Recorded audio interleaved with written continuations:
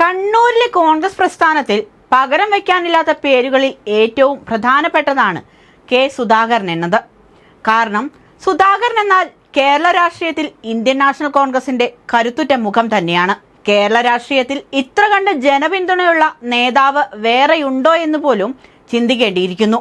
അത്രയ്ക്ക് ആവേശമാണ് KS എന്ന് ഓമന പേരിട്ട് വിളിക്കുന്ന അവരുടെ പ്രിയ നേതാവ് ഓരോ കോൺഗ്രസ് പ്രവർത്തകനും. പ്രവർത്തകരെ ആവേശം കൊള്ളിക്കുന്ന മികച്ച വാഗ്മി, വർഗീയ ഫാസിസ്റ്റുകളോട് നിരന്തരം പോരാട്ടം നടത്തുന്ന മികച്ച പോരാളി, എതിരാളികൾ പോലും സമ്മതിക്കുന്ന രാഷ്ട്രീയ വ്യക്തിത്വം, ഉറച്ച നിലപാടുകളുള്ള കറതീർന്ന നേതാവ്, ഇതൊക്കെയാണ് KS എന്ന കെ സുധാകരൻ. വലിപ്പ ചെറുപ്പം നോക്കാതെ പ്രവർത്തകരെ കൂടെ നിർത്താനുള്ള കഴിവ് തന്നെയാണ് ഒരു രാഷ്ട്രീയ പ്രവർത്തകനെ ഉന്നതിയിലെത്തിക്കുന്നത്.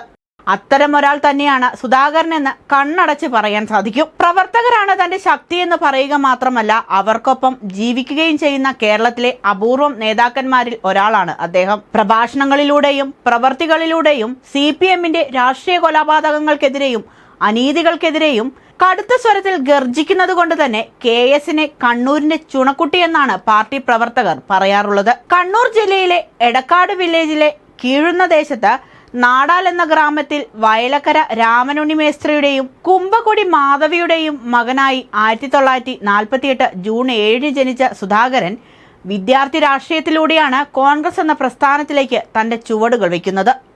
തുടർന്ന് കാലങ്ങളോളം KSUവിനെ ജീവനായി കൊണ്ടു നടന്നു. പിന്നീട് കോൺഗ്രസിന്റെ യുവജന പ്രസ്ഥാനത്തിനൊപ്പം വളർന്ന യൗവനം 1969 അഖിലേന്ത്യാ അടിസ്ഥാനത്തിൽ കോൺഗ്രസ് രണ്ടായി പിളർന്നപ്പോൾ കോൺഗ്രസ് O വിഭാഗത്തിനൊപ്പം നിന്നു. 1984 മുതൽ 1991 വരെ KPCCയുടെ എക്സിക്യൂട്ടീവ് കൗൺസിൽ മെമ്പർ, 1991 മുതൽ 2001 വരെ കണ്ണൂർ DCCയുടെ പ്രസിഡന്റ്, 1991 2001 വരെ UDF കണ്ണൂർ ജില്ലാ ചെയർമാൻ, 2018 മുതൽ 2021 വരെ KPCC വർക്കിംഗ് പ്രസിഡന്റ്, 2021 മുതൽ 2025 വരെ KPCCയുടെ അധ്യക്ഷൻ, 2024 മുതൽ കണ്ണൂർ ലോക്സഭ MP. അങ്ങനെ സുധാകരൻ എന്ന രാഷ്ട്രീയ നേതാവ് എത്തിപ്പെടാത്ത സ്ഥാനങ്ങൾ ചുരുക്കമാണെന്ന് തന്നെ പറയാം. തലശ്ശേരി ബ്രണ്ണൻ കോളേജിൽ നിന്ന് ചരിത്രത്തിൽ ബിരുദാനന്തര ബിരുദവും പിന്നീട് നിയമബിരുദവും കരസ്ഥമാക്കിയാണ് കെ സുധാകരൻ തന്റെ വിദ്യാഭ്യാസ കാലഘട്ടം പൂർത്തിയാക്കിയത്. രാഷ്ട്രീയത്തിൽ തനിക്കെതിരെ വരുന്ന വെല്ലുവിളികളെ തെല്ലും ഭയക്കാതെ അതിനെയെല്ലാം ഏറ്റെടുത്തുകൊണ്ടാണ് സുധാകരൻ കാലം ഇത്രയും തന്റെ പ്രസ്ഥാനത്തെ നെഞ്ചോട് ചേർത്ത് പിടിച്ചത്. 1980 എടക്കാട് അസംബ്ലിയിൽ തന്റെ കന്യംഗത്തിനിറങ്ങിയത് AKGയുടെ നാട്ടിൽ നിന്നുമാണ്. എടക്കാട് മണ്ഡലത്തിൽ മത്സരിക്കാൻ പാർട്ടി ആവശ്യപ്പെട്ടപ്പോൾ ജയിക്കുന്നതുവരെ മത്സരിക്കാൻ അനുവദിക്കണമെന്നാണ് ലീഡർ K കരുണാകരനോട് കെ സുധാകരൻ അന്ന് പറഞ്ഞത്.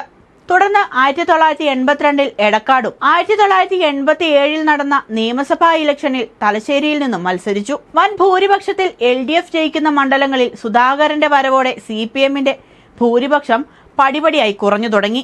1991 നിയമസഭാ തെരഞ്ഞെടുപ്പിൽ എടക്കാട് മണ്ഡലത്തിൽ നിന്ന് മത്സരിച്ച സുധാകരൻ CPMലെ O ഭരതനോട് കേവലം 219 വോട്ടിന് പരാജയപ്പെടുന്ന സാഹചര്യം വരെ ഉണ്ടായി. ഈ തെരഞ്ഞെടുപ്പിൽ 5000-ലേറെ കള്ളവോട്ടുകൾ CPM ചെയ്തിട്ടുണ്ടെന്ന് മനസ്സിലായതോടെ നിയമപോരാട്ടം ആരംഭിച്ചു. 3000 വോട്ടുകൾ കള്ളവോട്ടാണെന്ന് കെ സുധാകരന് കോടതിയിൽ തെളിയിക്കാൻ സാധിച്ചു.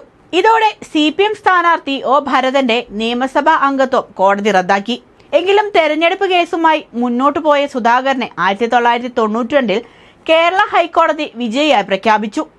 തുടർന്ന് O ഭരതൻ സുപ്രീം കോടതിയിൽ അപ്പീൽ പോവുകയും 1996 സുപ്രീം കോടതി ഭരതനെ വിജയിയായി പ്രഖ്യാപിക്കുകയുമാണ് ഉണ്ടായത്. 1996 2001 2006 കണ്ണൂർ നിയമസഭാംഗമായി കെ സുധാകരൻ തുടർച്ചയായി തിരഞ്ഞെടുക്കപ്പെട്ടു. 2001 മുതൽ 2004 വരെയുള്ള കാലഘട്ടത്തിൽ AK ആന്റണി മന്ത്രിസഭയിലാണ് കെ സുധാകരൻ ആദ്യമായി വനം കായിക വകുപ്പ് ചുമതലയുള്ള ക്യാബിനറ്റ് മന്ത്രിയായി സ്ഥാനമേൽക്കുന്നത്. 2009 നടന്ന ലോക്സഭാ തെരഞ്ഞെടുപ്പിൽ CPMലെ KK രാഗേഷിനെ തോൽപ്പിച്ച് കണ്ണൂരിൽ നിന്ന് ആദ്യമായി ലോക്സഭയിലേക്ക്. 2014 കണ്ണൂർ ലോക്സഭാ മണ്ഡലത്തിലും 2016 ഉദുമ നിയമസഭാ മണ്ഡലത്തിലും മത്സരിച്ചു. 2019 നടന്ന ലോക്സഭാ തെരഞ്ഞെടുപ്പിൽ കണ്ണൂർ സിറ്റിംഗ് MP ആയിരുന്ന CPMലെ PK ശ്രീമതിയെ 94,559 പരം വോട്ടുകളുടെ ഭൂരിപക്ഷത്തിൽ തോൽപ്പിച്ച് സുധാകരൻ വീണ്ടും ലോക്സഭാംഗമായി തിരഞ്ഞെടുക്കപ്പെട്ടു. 2024 വീണ്ടും കണ്ണൂരിൽ നിന്ന് മത്സരിച്ച് ലോക്സഭയിലേക്ക്. 2026 നിയമസഭയിലേക്ക് അടുത്ത അംഗത്തിനുള്ള തയ്യാറെടുപ്പിലാണ് കെ സുധാകരൻ. കണ്ണൂരിൽ മത്സരിക്കുന്നതിന് ആദ്യം മുതൽ തന്നെ കേന്ദ്ര നേതൃത്വം വിസമ്മതിപ്പിച്ചപ്പോഴൊക്കെ ഉറച്ച നിലപാടിൽ നിന്ന് KS അവസാനം സ്വതന്ത്രനായി മത്സരിക്കുമെന്ന തീരുമാനത്തിലേക്ക് എത്തുകയായിരുന്നു. ഈ തീരുമാനത്തോടെ കണ്ണൂരിലെ തെരഞ്ഞെടുപ്പ് രാഷ്ട്രീയം ചൂടുപിടിച്ചിരിക്കുകയാണ്.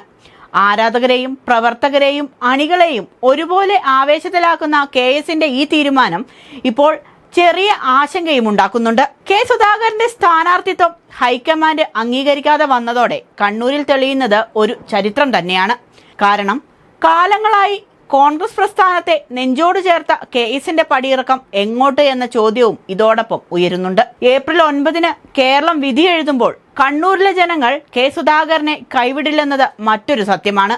ആ ഒരു ഊർജം മതി ഇനിയുള്ള ദിവസങ്ങളിൽ സുധാകരനെ നെഞ്ചോട് ചേർത്ത് നിൽക്കുന്നവർക്ക് ഉണർന്നു പ്രവർത്തിക്കാൻ.